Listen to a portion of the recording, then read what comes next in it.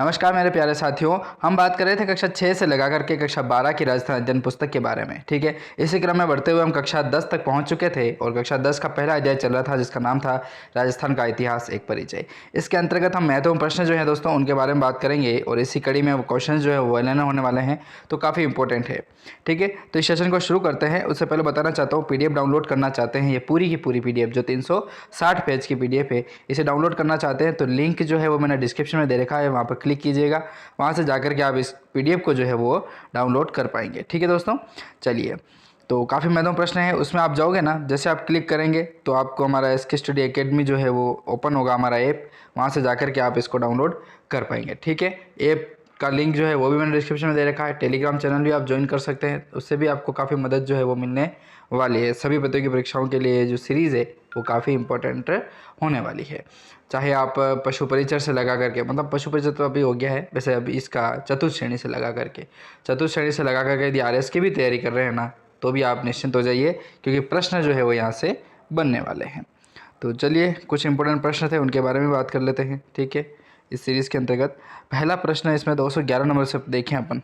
ठीक है, 211 नंबर से तो देखिए, संयोगिता के अपहरण व विवाह की घटना का चंद बरदाई के अलावा किसने उल्लेख किया है? तो अबुल फजल के द्वारा जो है वो उल्लेख किया गया है दोस्तों। ठीक है, प्रश्न है अगला कि पृथ्वीराज संयोगिता प्रेम प्रसंग को किन इतिहासकारों ने मान्यता दी थी? तो दोस्तों CV वैद्य, गोपीनाथ शर्मा और दशरथ शर्मा का नाम आता है। पृथ्वीराज संयोगिता प्रेम प्रसंग जो है वो किन इतिहासकारों को मान्यता दी गई थी? तो CV वैद्य, गोपीनाथ शर्मा और दशरथ शर्मा नाम आता है। प्रश्न है अगला कि पृथ्वीराज संयोगिता प्रेम प्रसंग को किन इतिहासकारों ने मान्यता नहीं दी? तो डॉक्टर रोमिला थापर और RS जो त्रिपाठी थे उनका नाम आता है इसी के अंतर्गत। अगला प्रश्न देखें, तो प्रश्न है कि रणथंभौर के चौहान वंश का संस्थापक किसे माना जाता है? रणथंभौर का जो किला है, रणथंभौर जो दुर्ग है, उसके चौहान वंश के संस्थापक किसे मानते हैं? तो गोविंदराज को माना जाता है। ठीक है, पृथ्वीराज तृतीय का पुत्र जो था वो गोविंदराज। अगला प्रश्न इसी कड़ी में है कि किसे शरण देने के कारण हम्मीर को खिलजी के युद्ध का सामना करना पड़ा था? किसे शरण देने के कारण हम्मीर को खिलजी के युद्ध का सामना करना पड़ा था?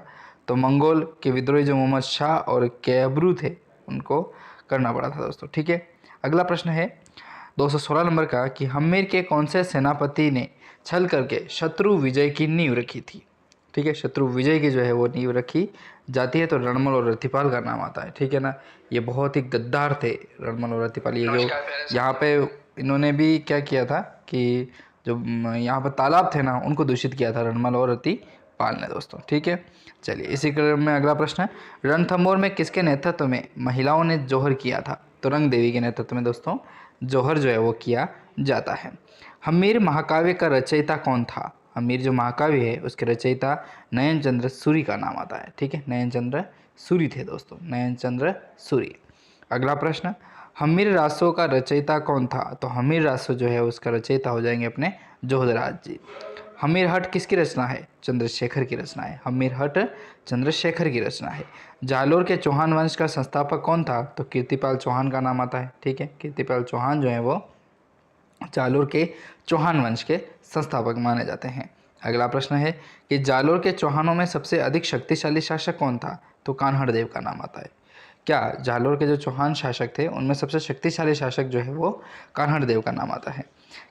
किस इतिहासकार ने अलाउद्दीन खिलजी के जालोर पर आक्रमण का कारण जो है वो वीरमदेव का फिरोजा से विवाह के लिए इनकार करना बताया था? तो नैन्सी के द्वारा ये बताया जाता है दोस्तों। ठीक है, चलिए, अगला प्रश्न है इसी कड़ी में कि खिलजी ने सिवाना किले को जीतकर उसका नाम क्या रखा था?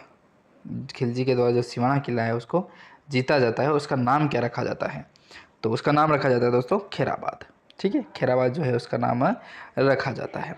तो आज के लिए इतना ही, मिलते हैं नेक्स्ट वीडियो में। जय हिंद।